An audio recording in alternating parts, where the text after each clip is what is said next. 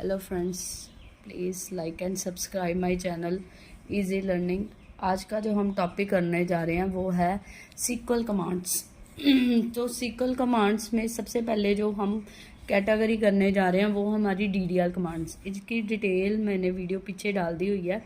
सो DDL commands क्या होती है? Data definition language. Data definition language जिस कमांड्स की हेल्प से हम डेटा बेस क्रिएट करते हैं, डेटा का स्ट्रक्चर क्रिएट करते हैं, उनको होते हैं DDL commands. DDL commands different आएंगी, हम वन बाय वन उनको डिस्कस करते जाएंगे वीडियोस में। सो आज हम डिस्कस करने जा रहे हैं वो बेसिक कमांड है जिसको हम बोलते हैं क्रिएट और इंसर्ट कमांड। क्रिएट कमांड वो कमांड है जिसकी हेल्प से टेबल का स्ट्रक्चर तैयार होगा। टेबल का स्ट्रक्चर मतलब उस टेबल का क्या नाम होगा, उस टेबल में कौन कौन से कॉलम होंगे, उन कॉलम का क्या साइज होगा, क्या उसकी डेटा टाइप होगी। ये सब कुछ तैयार करने के लिए हमें सबसे पहले कौन सी कमांड यूज़ करनी पड़ेगी? Create command. सो क्रिएट से क्या होगा, हमारे जो टेबल की डेफिनेशन हम दे रहे हैं। सो सबसे पहले क्या कीवर्ड आएगा? क्रिएट। उसके बाद कौन सा वर्ड आएगा? टेबल। ये हमारे फिक्स रहेंगे। क्रिएट टेबल, ये हमारे हमेशा फिक्स रहेंगे। एम्प्लॉय जो नाम मैंने खुद बनाना है, अपने टेबल का क्या नाम रखना है ये आप पे डिपेंड करता है। सो ये जो चीज़ है ये क्या है? चेंजेबल है। सो क्रिएट टेबल एम्प्लॉय, मैंने नाम एम्प्लॉय रख लिया है। उसके बाद क्या आएगी? हमारी ब्रैकेट स्टार्ट करेंगे। ये सिंटेक्स है। सिंटेक्स कह लो, ये एग्जांपल में सिंटेक्स नहीं लिख पाई, मैंने एग्जांपल ही लिख दी सीधा। सो पहला आ गया create table employ, bracket start, client number, ये भी मैं खुद से दूंगी। क्लाइंट नंबर मतलब पहले मैं डिसाइड कर लूंगी कौन कौन से कॉलम चाहिए। मेरे को 4 कॉलम चाहिए जिनमें होगा column number, client number, name, address और पिन कोड। यहाँ पे क्लाइंट नंबर आना था, क्लाइंट नंबर, ठीक है। सो क्लाइंट नंबर की डेटा टाइप, क्लाइंट का नंबर जो होगा वैरकर हो सकता है। सो उसकी डेटा टाइप मैं दूंगी वैरकर। सो सबसे पहला जो कॉलम आ गया वो है क्लाइंट नंबर, जिसकी डेटा टाइप क्या है? वैरकर। सो अल्फा न्यूमेरिक जब भी वैल्यू सेव करनी है तो उसके लिए हम कौन सी डेटा टाइप यूज करेंगे? वैरकर 2।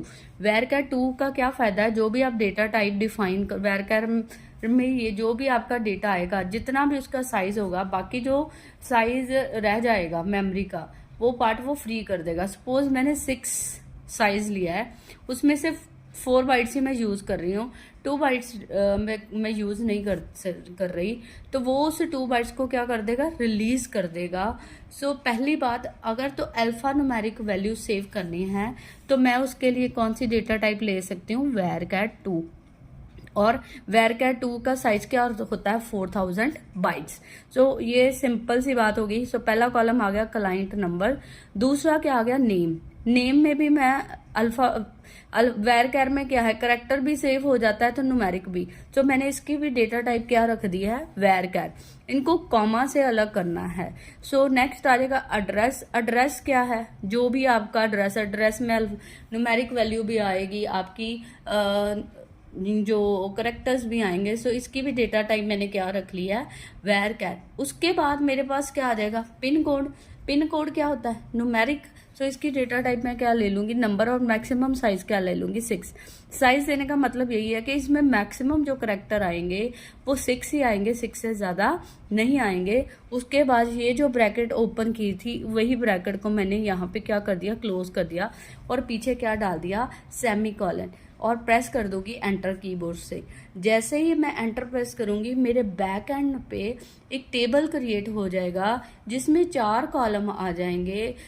कौन कौन से? क्लाइंट नंबर, नेम, एड्रेस और पिन कोड, जिनका टेबल का क्या नाम होगा? एम्प्लॉय। सो इस तरह से मैंने एक स्ट्रक्चर तैयार कर दिया है, एक टेबल तैयार कर दिया है जिसमें मेरे पास क्या है? 4 कॉलम। उसके बाद मेरे पास आ जाती है इंसर्ट कमांड। सेकंड, अब ये जो टेबल क्रिएट किया है, 4 कॉलम्स क्रिएट, इनमें वैल्यूज भी, रोज भी एंटर करनी है। तो वो एंटर करने के लिए आज सिंपली मैं इंसर्ट की एक ही वर्जन को डिस्कस करूंगी। नेक्स्ट वीडियोस में इंसर्ट वैल्यू एंटर करने के लिए, टेबल में रोज इंसर्ट करने के लिए डिफरेंट तरीके भी बताऊंगी। बट आज सिंपली इंसर्ट सिंपल तरीके से, सिंपल आप टेबल क्रिएट करके फिर इसी एग्जांपल से आप उसमें वैल्यू ऐड करके देखिए आज, तो आपका टेबल क्रिएट हो जाएगा और आपकी वैल्यूज उसमें रोज भी एंटर हो जाएंगी।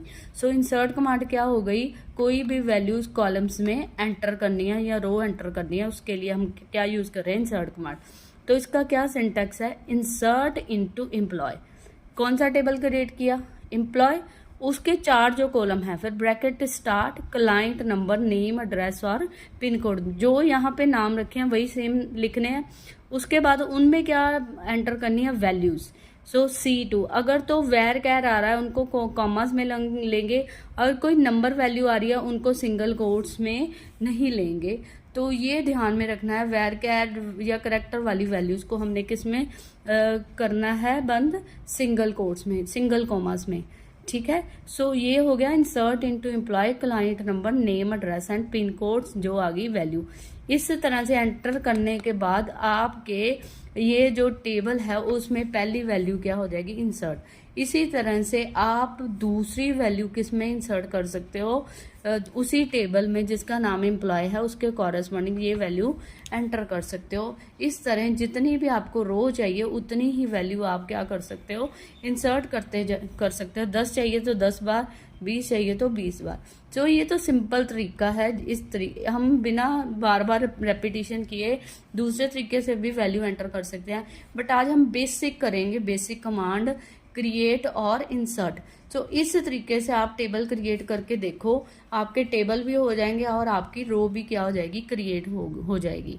सो I hope you like the video. Please like and subscribe my channel easy learning. Thank you very much.